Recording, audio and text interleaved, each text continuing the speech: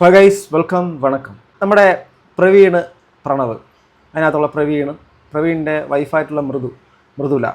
അപ്പം മൃദുലയുടെ അച്ഛൻ്റെ മരണം അടുത്ത ദിവസങ്ങളിൽ ഞാനും അറിഞ്ഞിട്ടുണ്ടായിരുന്നു. സ്വാഭാവികമായിട്ടാണെങ്കിലും ആ ഒരു മരണത്തിൽ നമ്മൾ സ്വാഭാവികമായിട്ട് വേദനിക്കുന്ന, അല്ലെങ്കിൽ അവരുടെ ആ ഒരു വേദനയ്ക്കൊപ്പം തന്നെയാണ്. കാരണം നമുക്കല്ലാതെ പ്രത്യേകിച്ചൊന്നും ചെയ്യാൻ പറ്റുന്നൊരു കാര്യം നമ്മൾ ആ ഒരു കാര്യത്തിന് വെച്ചിട്ട് ആഘോഷിക്കാനോ അല്ലെങ്കിൽ അതിലൂടെ അവർക്കൊരു വേദന വീണ്ടും കൊടുക്കാതിരിക്കുക എന്നുള്ള കാര്യമാണ്. എപ്പോഴും മറ്റൊന്നിനെയും റെസ്പെക്റ്റ് ചെയ്തിട്ടില്ലെങ്കിലും നമ്മുടെ മരണത്തിനെ റെസ്പെക്റ്റ് ചെയ്യാൻ വേണ്ടിയിട്ട് കഴിയണമെന്നുള്ളതാണ്. കാരണം എല്ലാവരുടേതും അല്ല, നമ്മുടെ രാജ്യത്തിന് അല്ലെങ്കിൽ സമൂഹത്തിന് മൊത്തത്തിൽ ദോഷമാകുന്ന ആൾക്കാരുടെ മരണം പോലല്ല. ഒരു വളരെയധികം ചിരിച്ച് സന്തോഷത്തോട് നടന്ന ഒരു മനുഷ്യൻ അതിൻ്റെ 1-2 ദിവസങ്ങൾക്ക് മുമ്പ് തന്നെ അവരുടെ ഫാമിലിയിൽ വന്നിട്ട് വളരെയധികം ഹാപ്പി ആയിട്ടൊക്കെ നിന്നൊരു മനുഷ്യൻ ഒരു സുപ്രഭാതത്തിൽ പെട്ടെന്ന് ആറ്റുകാൽ പൊങ്കാലയോ അതിൻ്റെ തൊട്ടടുത്ത ദിവസം അദ്ദേഹം അകാല ചരമം അടയുന്നു. അപ്പോൾ അതിൻ്റെ വേദനയിൽ നിന്ന് റിക്കവർ ആവുന്നതിന് മുമ്പ് അവരുടെ ആ ഒരു വേദനയെ തന്നെ മറ്റൊരു തരത്തിലേക്ക് വ്യാഖ്യാനിച്ച് പലതരത്തിലുള്ള ഇതുമായിട്ട് യാതൊരു പുലബന്ധവും പോലില്ലാത്ത കാരണങ്ങളൊക്കെ ആരോപിച്ചുകൊണ്ട് ആ മരണത്തിനെ ആഘോഷിച്ചു, അല്ലെങ്കിൽ ആ വേദനയിൽ സന്തോഷിച്ച കുറച്ച് ആൾക്കാരൊക്കെ, അല്ലെങ്കിൽ ഇതിനെ പരിഹസിച്ച ആൾക്കാരൊക്കെ. എനിക്ക് മനസ്സിലാവുന്നില്ല അതെങ്ങനെ കഴിയുന്നു. എന്തായിരുന്നാലും ഇക്കാര്യത്തിൻ്റെ അകത്ത് പ്രവീണും വന്നിട്ടുണ്ട്, അതോടൊപ്പം തന്നെ പ്രണവും വന്നിട്ടുണ്ട്. നമുക്കൊന്ന് കേൾക്കാം അവരുടെ ആ ഒരു വേദന എന്താണ്, അവർക്ക് ഇപ്പോൾ ഉണ്ടായ ആ ഒരു സാഹചര്യം എന്ന് പറയില്ല. എന്ത് പറയേണ്ടതെന്ന് എനിക്ക് അറിയില്ല. പക്ഷേ ഞാനിപ്പോൾ ഈ വീഡിയോ എടുക്കുന്നതിൻ്റെ മെയിൻ റീസൺ എന്ന് പറയുന്നത് ഒന്നാമത്തെ കാര്യം, അച്ഛൻ എന്ത് പറ്റിയെന്ന് അറിയാനായിട്ട് കുറേ പേര് അതായത് ബുദ്ധിമുട്ട് നിങ്ങൾ വീഡിയോയിൽ കാണുമ്പോൾ അങ്ങനെ ബുദ്ധിമുട്ടുള്ള ഒരാളല്ല. അപ്പോൾ അത്ര ആരോഗ്യമായിട്ടുള്ള ഒരാളാണ് നിങ്ങൾ വീഡിയോയിൽ കാണുന്നത്. അപ്പോൾ ഒരു പെട്ടെന്ന് അച്ഛൻ മരിക്കുമ്പോൾ നിങ്ങൾക്കത് ഒരുപാട് പേർക്ക് എന്താണ് അച്ഛൻ പറ്റിയെന്ന് അറിയണമെന്നുള്ളതുണ്ട്. അത് മാത്രമല്ല കുറേ വീഡിയോയിൽ എന്തിനാണ് അങ്ങനെ പറയണമെന്ന് എനിക്കറിയത്തില്ല. പലരും പലതാണ് പറയണത്. എന്താണ് സത്യം എന്ന് പോലും അറിയാതെ വെറുതെ വായി വന്നത് വിളിച്ച് പറഞ്ഞ് വീഡിയോ ആക്കുന്ന കുറേ ആൾക്കാർ. അപ്പോൾ അതിനൊക്കെ ഒരു ക്ലാരിറ്റി. 14-ാം തീയതിയാണ് അച്ഛൻ മരണപ്പെടുന്നത്. 14-ാം തീയതി ഞാൻ തുടക്കത്തിൽ തന്നെ ഒരു കാര്യം പറയാം. ഇപ്പം അദ്ദേഹത്തിൻ്റെ മകൾ അവിടെ അടുത്തിരിക്കുന്നുണ്ട്. വല്ലാത്തൊരവസ്ഥയാണ്. കാരണം നമ്മുടെ ഏറ്റവും പ്രിയപ്പെട്ട പെൺകുട്ടികളെ നമ്മൾ പൊതുവിൽ പറയുന്നൊരു കാര്യമാണ്, പെൺകുട്ടികൾക്ക് ഏറ്റവും ഇഷ്ടം അച്ഛനെയാണ് എന്നുള്ളത്. നിങ്ങളുടെ അനുഭവത്തിൽ അങ്ങനെ ആണെങ്കിൽ അത് പറയണം. പെൺകുട്ടികൾക്ക് ഏറ്റവും അടുപ്പം അച്ഛനോടാണ് എന്നുള്ളതാണ്. എപ്പോഴും റോൾ മോഡൽ അച്ഛനൊക്കെയാണ് എന്നുള്ള രീതിയിലാണ് ഏറ്റവും കൂടുതൽ അച്ഛനെ സ്നേഹിക്കുന്നത് പെൺകുട്ടികളാണെന്ന് ഒരു പൊതുവിലൊരു ഇതുണ്ട്. കാരണം എനിക്കൊരു മകളില്ല, എനിക്ക് അറിയില്ല. അതുപോലെ തന്നെ എൻ്റെ കൂടെ ജനിച്ചതിനകത്ത് എനിക്കും ഒരു ചേട്ടനാണുള്ളത്. അപ്പം എൻ്റെ വീട്ടിലും പെണ്ണില്ല, പിന്നെ കുഞ്ഞമ്മയുടെ മക്കളൊക്കെയുള്ള പെൺകുട്ടികളായിട്ട്. അപ്പം അറിയില്ല. അതുകൊണ്ട് നിങ്ങളുടെ അഭിപ്രായം താഴെ കമൻറ്റ് ബോക്സിൽ ഇപ്പോഴത്തെ അനുഭവം, അത് അഭിപ്രായമല്ല, അനുഭവമാണ്. ഇവിടെ ആ കുട്ടി വേദനിച്ചിരിക്കുകയാണ്. അതോടൊപ്പം തന്നെ നിങ്ങൾക്ക് പലതരത്തിൽ ഇപ്പോൾ പല എതിർപ്പുകളും വിയോജിപ്പുകളും ഒക്കെ പല കാരണങ്ങളാലുണ്ടാവാം. പക്ഷേ ഒരിക്കലും അത് പ്രകടിപ്പിക്കേണ്ട ഒരു സാഹചര്യം ഇപ്പോഴല്ല. അതുകൊണ്ട് നമ്മൾ വാക്കുകളും എല്ലാവരുടെ അടുത്തല്ല, ചിലരെങ്കിലും ആ ഒരു വാക്കുകളൊന്ന് സൂക്ഷിക്കുക. കാരണം ചിലയിടത്തൊക്കെ കാണാറുണ്ട്, ഇത് നിനക്ക് വേണം, ഇതൊക്കെ നീ അനുഭവിക്കേണ്ടതാണ്, ഇതൊക്കെ കിട്ടിയില്ലെങ്കിലേ ഉള്ളൂ എന്നൊക്കെ പറയും. കാരണം ഇവർ നിരുപദ്രവകാരികളാണ്. ഇവരുമായിട്ട് യാതൊരു ബന്ധവുമില്ലെങ്കിലും ചില ഉള്ളിലെ വെറുപ്പുകളാണ് അങ്ങനെ പ്രകടിപ്പിക്കാനുള്ള സാഹചര്യം ഉണ്ടാകുന്നത്. എന്തായാലും എൻ്റെ പ്രിയപ്പെട്ട സുഹൃത്തുക്കൾ, എന്നെ കാണുന്ന ഒരു പ്രേക്ഷകർ അങ്ങനെ പറയത്തില്ലെന്ന് എനിക്ക് നല്ല പൂർണ്ണ ബോധ്യമുണ്ട്. ബാക്കി കേൾക്കാം. വെളുപ്പിനെയാണ് അച്ഛനെ എല്ലാവരും വീഡിയോയിൽ കാണുമ്പോൾ അച്ഛൻ വളരെ ആരോഗ്യവാനായിട്ടുള്ള ഒരാളാണ്. പക്ഷേ അച്ഛന് 9 വർഷം മുമ്പ് ഒരു തവണ അറ്റാക്ക് വന്നിട്ടുള്ളതാണ്. 9 വർഷം മുമ്പ്. എനിക്ക് അതൊക്കെ ഞാൻ കല്യാണം കഴിഞ്ഞിട്ട് ഞാൻ സ്നേഹിക്കുന്ന സമയത്താണ് ബ്രദർ എൻ്റെ അടുത്ത് പറയണേ. അത് ഗൾഫിൽ വെച്ചിട്ടായിരുന്നു. അച്ഛൻ പുറത്ത് ഡ്രൈവറായിരുന്നു, പുറത്ത് ഹെവി ഡ്രൈവറായിരുന്നു പുറത്ത്. അപ്പം അച്ഛൻ ഏതാണ്ട് എത്ര കൊല്ലം ഗൾഫിലായിരുന്നു? 4 പഠിക്കുമ്പോൾ പോയതാണ്. പിന്നെ ചേച്ചി ഡെലിവറി സമയത്താണ് വരുന്നത്. ചേച്ചിയുടെ ഫസ്റ്റ് ഡെലിവറി സമയത്ത് ഇത് ഫുള്ള് ഗൾഫിൽ വെച്ചായിരുന്നു. അന്ന് അറ്റാക്ക് വന്ന സമയത്ത് ഫുള്ള് ഗൾഫിലായിരുന്നു. മറ്റേ സ്റ്റഡ്. അദ്ദേഹം ഒരു പ്രവാസിയാണെന്ന് അറിയുന്നു. ഈ മൃദുലയ്ക്ക് 4 വയസ്സായ സമയത്താണ് അച്ഛൻ ഗൾഫിലേക്ക് പോകുന്നത്. അവിടുത്തെ ഹെവി വാഹനത്തിൻ്റെ ഡ്രൈവറൊക്കെയാണ്. നമുക്കറിയാം മണലാരണ്യത്തിൽ ചുട്ടുപൊള്ളുന്ന വെയിൽ. ഇവിടെ എൻ്റെ ഈ വീഡിയോ കാണുന്നതിനകത്ത് ബഹുഭൂരിപക്ഷം പ്രവാസികളായിരിക്കും. കാരണം അവരുടെ ജീവിതം നേരിട്ട് പോയി അനുഭവിക്കാനുള്ളൊരു ഭാഗ്യം എനിക്ക് ഉണ്ടായിട്ടുണ്ട്. അതുകൊണ്ട് തന്നെ അറിയാം എങ്ങനെയാണ് ബങ്കർ ബെഡുകളിൽ, ഒരു റൂമുകളിൽ എത്രയോ ആൾക്കാർ വെച്ചിട്ട് ഒരു അടുക്കളയിൽ എല്ലാം കൂടെ ഫുഡൊക്കെ ഉണ്ടാക്കിയിട്ട് വളരെ സന്തോഷത്തോടെ ജീവിക്കുകയും വീട്ടിലുള്ള അല്ലെങ്കിൽ നമ്മുടെ നാട്ടിലുള്ളവരുടെ സന്തോഷത്തിന് വേണ്ടിയിട്ട് അവിടെ വെയിൽ കൊള്ളുകയും ആ വെയിൽ കൊണ്ടിട്ട് ഒരു സുപ്രഭാതത്തിൽ ശമ്പളം കിട്ടുന്ന സമയത്ത് ഇവർക്ക് അയച്ചു കൊടുക്കുന്ന, അവർക്കത് ഓരോന്നും സന്തോഷം കൊടുക്കുമ്പോൾ, അല്ലെങ്കിൽ വർഷത്തിൽ 2 വർഷം കൂടുമ്പോഴൊക്കെ നാട്ടിലേക്ക് വരുമ്പോൾ അവർക്ക് എന്തെങ്കിലും കൊണ്ടു കൊടുക്കുമ്പോഴേക്കും ആ ഒരു പെട്ടിയൊക്കെ പൊട്ടിച്ച് അതിൽ അവർക്ക് കിട്ടുന്ന ആ സന്തോഷം കണ്ട് സന്തോഷിക്കുന്ന ഒരു വല്ലപ്പോഴും വന്നു പോകുന്ന ഒരു വഴിപോക്കനെ പോലെ മാത്രം സ്വന്തം വീട്ടിലേക്ക് കയറി വരാൻ വേണ്ടിയിട്ട് പറ്റുന്ന ഹതഭാഗ്യരാണ് ശരിക്കും പറഞ്ഞാൽ ഈ പറഞ്ഞ പ്രവാസ ജീവിതത്തിൽപ്പെട്ട ആൾക്കാർ. അവർ ശരിക്കും പറഞ്ഞാൽ പെട്ടവർ തന്നെയാണ്. കാരണം ജീവിതത്തിൽ 2 അറ്റം കൂട്ടിമുട്ടിക്കാൻ വേണ്ടിയിട്ട് സ്വന്തം ജീവിതത്തിനെ തന്നെ ബലി കഴിച്ചുകൊണ്ട് സ്വന്തം കുടുംബത്തിന് വേണ്ടിയിട്ട് ജീവിക്കുന്നവരാണ് ബഹുഭൂരിപക്ഷവും. അങ്ങനെ തന്നെയാണ്. അപ്പം അങ്ങനെയുള്ള ഒരാളിൽ പെട്ടതാണ് അദ്ദേഹത്തിന് അറ്റാക്ക് വന്നു എന്നുള്ള കാര്യം പറയുന്നു. അത് അറ്റാക്ക് വന്നു എന്നുള്ളൊരു കാര്യം ഇപ്പം എൻ്റെ അമ്മയ്ക്ക് 2 മേജർ അറ്റാക്ക് കഴിഞ്ഞ ഒരാളാണ്. അപ്പം സ്വാഭാവികമായിട്ട് ഡോക്ടർ എപ്പോഴും പറയുന്നൊരു കാര്യമാണ്, ഇനി ഒരു ഇത് വരാൻ പാടില്ല. ശ്രീചിത്ര തിരുനാൾ ഹോസ്പിറ്റലിലൊക്കെ ട്രീറ്റ്മെൻറ്റിലാണ്.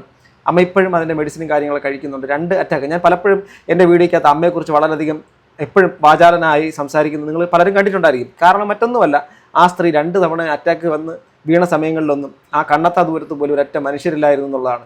ഒരു സമയത്ത് ഒരു ഓടയ്ക്കകത്താണ് കിടന്നത്, ആരോ ഭാഗ്യത്തിന് കണ്ടു, അതുകൊണ്ട് മാത്രം പിന്നെ ഹോസ്പിറ്റലിലേക്ക് കൊണ്ടു. പണ്ട് അറിയാമല്ലോ, കുറേ വർഷങ്ങൾക്ക് മുമ്പാണ്. അപ്പോൾ വാഹന സൗകര്യങ്ങളും മറ്റുള്ള കാര്യങ്ങളിൽ എന്തോ മരണത്തിൻ്റെ മുമ്പിൽ നിന്ന് പോയിട്ട് 2 തവണ തിരിച്ചു വന്നൊരു സ്ത്രീയാണ് എൻ്റെ ശക്തയായ ഉരുക്ക് വനിത എൻ്റെ അമ്മ. അപ്പം അങ്ങനെ ഒരു അമ്മയുടെ മകനായതുകൊണ്ടും ആ സാഹചര്യങ്ങൾ കണ്ടതുകൊണ്ട് ഇവരുടെ ഈ ഒരു പെയിൻ എനിക്ക് നന്നായിട്ട് മനസ്സിലാക്കാൻ പറ്റും. അതുപോലെ തന്നെ ഈ ഹാർട്ട് അറ്റാക്ക് എന്ന് പറയുന്ന സാധനം ഒരു സൈലൻറ്റ് കില്ലറാണ്. നമ്മളൊന്നും ചിന്തിക്കുന്ന സമയത്തൊന്നും അല്ല, നമ്മളെ ചിന്തിക്കാത്തൊരു സമയത്ത് നമ്മളന്ന് നൈസായിട്ട് അങ്ങ് കൊണ്ടുപോക്കളെ. നമ്മുടെ നാട്ടിലൊരു ചേട്ടൻ ഇതുപോലെയാണ്. അദ്ദേഹം വളരെ ആരോഗ്യവാനും ഇതൊക്കെ തന്നെ ഫാമിലിയായിട്ടൊക്കെ ഭയങ്കര നല്ലൊരു മനുഷ്യൻ. ഓക്കെ, അദ്ദേഹം ഒരു സുപ്രഭാതത്തിൽ ഇതുപോലെ വാഹനം ഓടിച്ചു പോകുന്നു. വാഹനം ഓടിച്ച് പോകുന്ന സമയത്ത് വാഹനത്തിൽ നിന്ന് ജസ്റ്റ് തളർന്ന് വീണ് അവിടെ അപ്പം തന്നെ കഴിയുന്നു കാര്യം. സോ നിങ്ങളും സൂക്ഷിക്കുക, അങ്ങനെയൊക്കെയുള്ള സാഹചര്യങ്ങൾ എപ്പോഴും ട്രീറ്റ്മെൻറ്റും മറ്റുള്ള കാര്യങ്ങളൊക്കെ എടുത്ത് അത് പ്രോപ്പറായിട്ടുള്ള വെയിലൂടെ പോവുക. ഭയപ്പെടുത്തുന്നതല്ല, സൂക്ഷിച്ചാൽ നമുക്ക് ദുഃഖിക്കേണ്ട, അത്രേ ഉള്ളൂ. 2 സ്റ്റഡ് ഇട്ടിട്ടുണ്ടായിരുന്നു പോക്കിൻ്റെ. അത് അച്ഛൻ ഇന്ന് ഉച്ചയ്ക്ക് മറ്റേ ലിബിഗ്രിൽ എന്ന് പറഞ്ഞൊരു ഗുളിക കഴിക്കുമായിരുന്നു, ബ്ലഡ് ക്ലോട്ട് ആവാതിരിക്കാൻ വേണ്ടിയിട്ടുള്ളത്. അത് മുടങ്ങാതെ. പിന്നെ അച്ഛന് ഷുഗർ, പ്രഷർ, കൊളസ്ട്രോൾ എല്ലാം ഉണ്ടെങ്കിലും വലിയ പ്രശ്നമായിട്ടൊന്നുമില്ല. ഷുഗർ അച്ഛൻ്റെ പാരമ്പര്യമായിട്ടുണ്ട്. പണ്ടുതൊട്ടുണ്ട് അച്ഛൻ രാവിലെ വൈകിട്ട് ഇൻസുലിൻ എടുക്കും. പറ്റിയില്ലെങ്കിൽ ഒരു നേരം അച്ഛൻ ഇൻസുലിൻ എടുക്കും. 30-35 അച്ഛൻ ഇൻസുലിൻ എടുത്തുകൊണ്ടിരിക്കും. അച്ഛൻ നല്ല ഷുഗർ ഉണ്ട്. അപ്പോൾ അച്ഛൻ ഇത്രയും ഇങ്ങനെയുള്ള ഒരു മെഡിക്കൽ ബാക്ക്ഗ്രൗണ്ട് ഉണ്ട്, അതായത് അച്ഛൻ ഇങ്ങനെയുള്ള ബുദ്ധിമുട്ടുകളൊക്കെ ഉണ്ട്. ചിലപ്പോൾ അത് നമ്മുടെ ആർക്കും വീഡിയോയിലൊന്നും അറിയത്തില്ല. ഷുഗർ അല്ലെങ്കിൽ കൊളസ്ട്രോള്, 2 ബ്ലോക്ക് ഉണ്ട്. അതിൻ്റെ പിന്നെ ഗൾഫിൽ വെച്ച് തന്നെ അതിൻ്റെ ഓപ്പറേഷൻ കാര്യങ്ങളൊക്കെ കഴിഞ്ഞ് 2 സ്റ്റഡ് ഇട്ടിട്ടുണ്ടായിരുന്നു. അത് ആ ഒരു ഓപ്പറേഷൻ കഴിഞ്ഞതിന് ശേഷമാണ് അച്ഛൻ നാട്ടിൽ വന്നതും പിന്നെ അങ്ങോട്ട് പോയിട്ടില്ല. അത് അതിൻ്റെ ഇത് പിന്നെ എന്താ പറയുക, അതിൻ്റെ ഓപ്പറേഷൻ കാര്യങ്ങളെല്ലാം ഗൾഫിൽ വെച്ച് തന്നെയായിരുന്നു. അപ്പോൾ അത് കഴിഞ്ഞ് പിന്നെ അച്ഛൻ അങ്ങോട്ട് തിരിച്ചു പോയിട്ടില്ല. പിന്നെ നാട്ടിൽ തന്നെയായിരുന്നു. നാട്ടിൽ ചെറിയ ബിസിനസ്സും റിയൽ എസ്റ്റേറ്റ് ഒക്കെ ആയിട്ട് അച്ഛൻ നാട്ടിൽ തന്നെയായിരുന്നു. കുറച്ച് നാള് ചേട്ടനോട് ബാംഗ്ലൂരായിരുന്നു ഗ്രാനൈറ്റിന്റെ ബിസിനസ് ഒക്കെ ആയിരുന്നു. ഓക്കെ, അദ്ദേഹം പിന്നെ ഈ ബ്ലോക്കും ഹാർട്ടിൻ്റെ ഒരു സംഭവങ്ങളൊക്കെ വന്നതിന് ശേഷം പിന്നെ തിരിച്ച് അദ്ദേഹം വിദേശത്തേക്ക് പോയിട്ടില്ല. നാട്ടിലെ ട്രീറ്റ്മെൻറ്റും മറ്റുള്ള കാര്യങ്ങളായിട്ടൊക്കെ ഫാമിലിയായിട്ട് കഴിഞ്ഞു എന്നുള്ള കാര്യമാണ് മനസ്സിലാക്കാൻ വേണ്ടിയിട്ട് പറ്റുന്നത്. ഹോസ്പിറ്റലിൽ കൊണ്ടുപോയി കഴിക്കാൻ മരിക്കുന്നത്. അച്ഛൻ വീട്ടിൽ വെച്ച് തന്നെ മരിച്ചത്. അച്ഛൻ സൈലന്റ് അറ്റാക്ക് ആയിരുന്നു. അച്ഛൻ ഉറങ്ങുമായിരുന്നു. അമ്മ അവിടെ നിൽക്കുന്ന അച്ഛൻ ഏറ്റവും ഇഷ്ടം. എൻ്റെ അടുത്തും പറയാം, അമ്മ അവിടെ നിർത്തി, നീ അമ്മ അവിടെ നിൽക്കട്ടെ, എന്തിനാ ഇങ്ങോട്ട് വന്നിട്ട് എന്തിനാ, ഞാൻ അങ്ങോട്ട് വരാം, അമ്മ ഇങ്ങോട്ട് വന്നിട്ട് എന്തിനാ. അത് ഈ ഇടയ്ക്ക് നമ്മൾ മിഷൻ വാങ്ങിയില്ലേ, പൊങ്കാലയുടെ തലേ ദിവസം നമ്മൾ പോയി മിഷൻ വാങ്ങിച്ചു. അതൊക്കെ വീഡിയോ കോൾ വിളിച്ച് അച്ഛനെ കാണിച്ചപ്പോഴും അച്ഛന് ഭയങ്കര സന്തോഷമായിരുന്നു. അമ്മയുടെ കാര്യത്തിലായിരുന്നു എനിക്ക് കൂടുതൽ പല കാര്യത്തിലും ടെൻഷൻ, യാത്രയൊക്കെ ചെയ്യുമ്പോഴും. കാരണം ഒരു ദിവസം പാലാച്ചിന്റെ തലേന്ന് വരെ അമ്മയ്ക്ക് വയ്യാണ്ടായിട്ട്. ഒക്കെ സൈലന്റ് അറ്റാക്ക് ആയിരുന്നു. അധികം അദ്ദേഹം പെയിൻ അനുഭവിക്കാതെ എന്ന് പറയുന്നു. സ്വാഭാവികമായിട്ടും അങ്ങനെയാണ്. ഞാൻ നേരത്തെ കുറച്ച് മുമ്പ് ഒരു അനുഭവം പറഞ്ഞില്ലേ, ഒരാൾ നമ്മുടെ നാട്ടിൽ ചേട്ടൻ മരണപ്പെട്ടത് ഈ സെയിം പരിപാടിയാണ്. സോ എന്തായിരുന്നാലും ആ ഒരു ആത്മാവിന് നിത്യശാന്തി നേരാം. ഇനി നമ്മുടെ എന്താ പറയുക, കൊച്ചുകൂടെ ഇക്കാര്യത്തിൻ്റെ അകത്ത് വന്നിട്ടുണ്ട്. കാരണം ഇവിടെ ശരിക്കും പറഞ്ഞാൽ ആ അനുജൻ ജ്യേഷ്ഠൻ്റെ കുടുംബത്തിനുണ്ടാകുന്ന വേദനയിൽ വളരെ ഇതായിട്ട് നിൽക്കുന്നു. പലരും പറയുന്നുണ്ട് ഒരു ഒരുമിച്ച് പോകണം, തീർച്ചയായിട്ടും ഒരു ഒരുമിച്ച് പോകണം, മറ്റുള്ള കാര്യങ്ങളൊക്കെയാണ് നമ്മൾ. പക്ഷേ ഇപ്പോഴും അവരെല്ലാവരും ഒരു ഒരു ഒരു ഒരു കാരണമുണ്ട്. അതായത് ഇപ്പം ആ ഒരു അവരുടെ കുടുംബത്തിൻ്റെ അകത്താണ് സംഭവിച്ചിരിക്കുന്നത്. ഒരു മരണം നടന്നു. സ്വാഭാവികമായിട്ടും മനുഷ്യത്വമുള്ള ആൾക്കാരത് ആ ഒരു കാര്യം അഡ്രസ്സ് ചെയ്ത് തന്നെ പോകും. അദ്ദേഹം പോസ്റ്റൊക്കെ ഇട്ടിട്ടുണ്ടായി, ഞാൻ കണ്ടിരുന്നു. 2 പേര്. എനിക്കിന്നും ഈ 2 വ്യക്തികളെയും, പ്രവീണിനെയാണെങ്കിലും ഈ പ്രണവയാണെങ്കിലും എനിക്കിഷ്ടമുള്ള ആൾക്കാരാണ്. കാരണം അവർ എനിക്കൊരു ദ്രോഹം ചെയ്തിട്ടില്ല. അവരുടെ വീഡിയോസൊക്കെ ഒത്തിരി എൻജോയ് ചെയ്യുന്ന, പ്രത്യേകിച്ച് ഡാൻസിൻ്റെ ഒരു ചെറിയൊരു അറിവ് പോലും ഇല്ലാത്ത എനിക്ക് ഇവരുടെ ഡാൻസ് കാണുമ്പോൾ ഭയങ്കര ഇഷ്ടമാണ്. ഭയങ്കര ഫ്ലെക്സിബിൾ ആയിട്ടുള്ള ഇവരുടെ ഡാൻസ്, 2 പേരുടെയും കൂടെ ഫാമിലിയായിട്ട് ഒരുമിച്ചൊക്കെ ഉള്ള ഡാൻസൊക്കെ ഒത്തിരി കണ്ട ഒരാളാണ്. എൻ്റെ മോൻ അത് കണ്ടിട്ട് ഡാൻസും കളിക്കാറൊക്കെ ഉണ്ട്, ഇവരുടെ ഡാൻസൊക്കെ കണ്ട് പഠിക്കാറൊക്കെ ഉണ്ട്. സോ കൊച്ചു പറഞ്ഞില്ല. അപ്പോൾ എനിക്ക് എല്ലാവരോടും പറയാനുള്ളൊരു കാര്യം, പാരൻസിനോടായാലും വീഡിയോ ചെയ്യാൻ പറ്റിയൊരു സാഹചര്യം ഒന്നും ആയിരുന്നില്ല. ഞാൻ കമ്മ്യൂണിറ്റിയിലൊക്കെ ഷെയർ ചെയ്തിട്ടുണ്ട്. മുരുകൻ അങ്കിൾ മരണപ്പെട്ടിട്ടുണ്ടായിരുന്നു. അതുകൊണ്ടാണ് ഇത്ര നാൾ വീഡിയോയും കാര്യങ്ങളൊന്നും ചെയ്യാണ്ടിരുന്നത്. ഇപ്പം ചടങ്ങുകളൊക്കെ കഴിഞ്ഞു.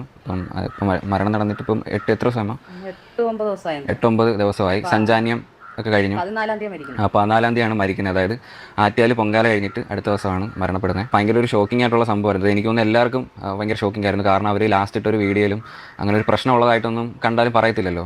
അത്രയ്ക്കും ആരോഗ്യത്തോടെ ഇരിക്കുന്ന ഒരു മനുഷ്യനായിരുന്നു. ആർക്കാ എന്തുവാ എപ്പോഴാ എന്നൊന്നും നമുക്ക് പറയാൻ പറ്റില്ല. ഇപ്പം ഞാൻ ശരിക്കും പറയാം, നമ്മളിപ്പം മിക്ക സമയങ്ങളിലും ആൾക്കാർക്ക് ഒരു തെറ്റിദ്ധാരണയുണ്ട്. ഈ ഹാർട്ട് അറ്റാക്ക് എന്നുള്ള സാധനം ഇവിടെ നെഞ്ചിൻ്റെ ഇവിടത്തെ വരുന്ന പെയിൻ എല്ലാം ഹാർട്ട് അറ്റാക്ക്, നമ്മുടെ ഈ സെൻട്രൽ പോർഷനിൽ വരുന്ന എല്ലാ വേദനകളും ഹാർട്ട് അറ്റാക്ക് എന്നുള്ള രീതിയിലുണ്ട്. അങ്ങനെയല്ല, ഗ്യാസ്ട്രിക്, അതായത് ഇറിറ്റബിൾ ബൗൾ സിൻഡ്രോം എന്നൊക്കെ പറയുന്ന സാധനം, എന്തെങ്കിലും ഉരുണ്ട് കയറ്റം പോലുള്ള സാധനം, അവിടുത്തെ അത് കാരണം ഉണ്ടാകുന്ന അസ്വസ്ഥത, പെയിൻ, ഇതെല്ലാം ഹാർട്ട് അറ്റാക്ക് അങ്ങനെയല്ല.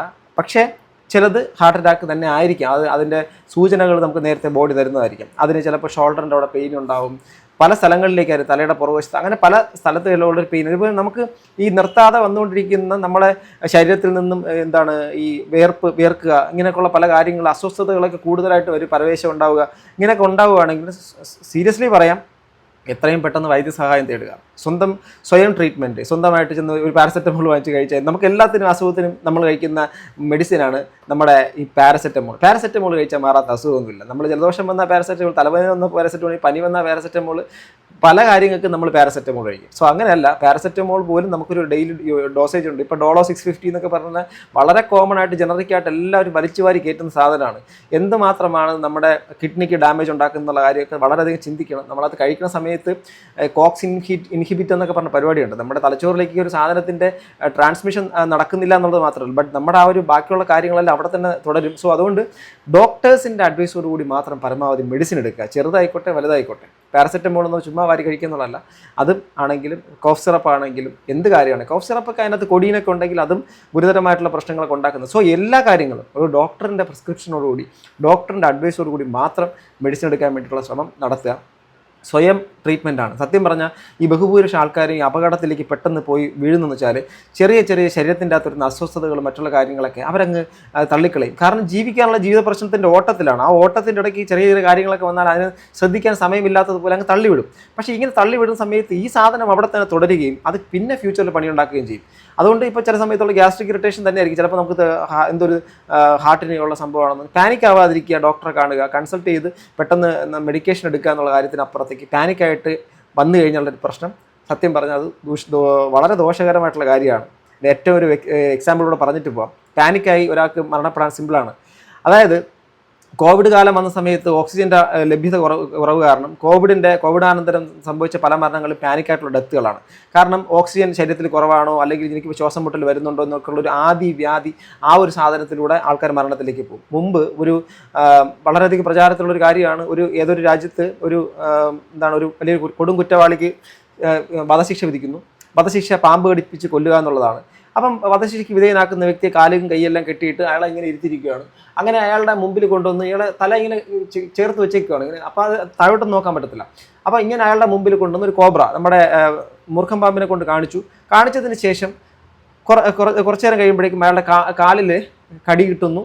അയാൾ പാമ്പ് കടിച്ചെന്ന് പൂർണ്ണമായി ഉറപ്പായി അയാൾ മരിച്ചു. അയാൾക്ക് കാണാൻ പറ്റുന്നില്ല. പക്ഷെ സംഭവിച്ചെന്താ, അയാളെ പാമ്പ് കടിച്ചതൊന്നുമല്ല, മൂർഖം കടിച്ചതുമല്ല. അയാളുടെ ശരീരത്തിൽ 2 മുട്ടുസൂചി നമ്മുടെ സേഫ്റ്റി പിൻ കുത്തിയതാണ്. സേഫ്റ്റി പിന്ന് കുത്തിയപ്പോൾ ഇദ്ദേഹം എന്ത് വിചാരിച്ചു, ഇദ്ദേഹത്തിന് പാമ്പ് കടിച്ചെന്ന് വിചാരിച്ചു. അപ്പോൾ അങ്ങനെ സംഭവിച്ചതിലൂടെ അയാളുടെ ആ ഒരു ബോഡിയിലുണ്ടാകുന്ന മുഴുവൻ ടോക്സിസിറ്റിയും കൂടിയിട്ട് അയാൾ മരണപ്പെടുകയാണ് ചെയ്തത്. സോ അതുകൊണ്ട് നമ്മളെ പെട്ടെന്ന് നമുക്ക് എന്ത് കാര്യം വന്നാലും അങ്ങോട്ട് ഭയപ്പെടാൻ നിൽക്കരുത്. അതിനൊന്ന് കൺട്രോൾ ചെയ്യുക. ഓക്കെ, നമുക്ക് ട്രീറ്റ്മെൻറ്റ് എടുക്കാം, നമുക്ക് തിരിച്ചു വരാൻ പറ്റും എന്നുള്ള കാര്യം. നമ്മുടെ ഈ ശ്വാസം ഇച്ചിരി കൂടിയാൽ പോലും നമ്മുടെ ആരോഗ്യത്തിനെയും നമ്മളെ മരണത്തിലേക്ക് തള്ളിവിടും. അതുകൊണ്ട് നമ്മളെപ്പോഴും കൺട്രോൾഡായിട്ട് കാര്യങ്ങൾ ചെയ്തു കഴിഞ്ഞാൽ എപ്പോഴും നല്ലത്. പാനിക് ആവരുത്. പോലും നാളെ എന്തോ എനിക്ക് സംഭവിക്കുന്നതെന്ന് എനിക്കറിയില്ല. അപ്പോൾ എനിക്ക് എല്ലാവരോടും പറയാനുള്ളൊരു കാര്യം, പാരൻസിനോടായാലും നമുക്ക് എന്തെങ്കിലും ഒരു അസ്വസ്ഥത കാര്യങ്ങളൊക്കെ ഉണ്ടെങ്കിൽ ദയവ് ഇത് ഹോസ്പിറ്റലിൽ പോവുക, പ്രോപ്പറായിട്ട് ചെക്കപ്പ് ചെയ്യുക, അതിന് വേണ്ടുന്ന മെഡിസിൻസ് കഴിക്കുക. ഇല്ലേമാ?